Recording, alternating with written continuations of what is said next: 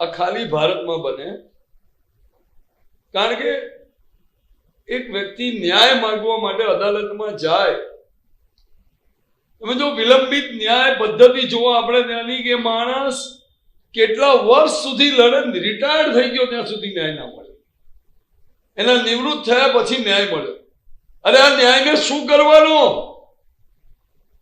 આટલી વિલંબિત ન્યાય પદ્ધતિ હોય તો એને ફાયદો શું? એક શિક્ષકને હાઈકોર્ટના કેટલાય ઓર્ડરો પછી એજ્યુકેશન સિસ્ટમનો એક ભ્રષ્ટ અને કરપ્ટ ડીપીઈઓ દાદ ના આપે, હાઈકોર્ટના હુકમોને એ કચરા ટોપલીમાં નાખી દેતો હોય, અને વિચાર કરો એ માણસ નિવૃત્ત થયા પછી હાઈકોર્ટ એને કોર્ટના તિરસ્કાર બદલ 1 લાખનો દંડ કર્યો. ઓહો, પેલો રિટાયર્ડ થઈ ગયો, હવે શું દંડ કરીને કરવાનું?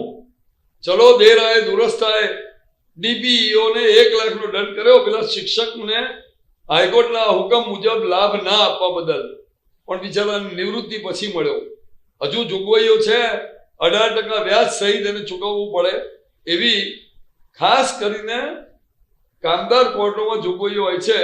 જોઈએ શું થાય છે.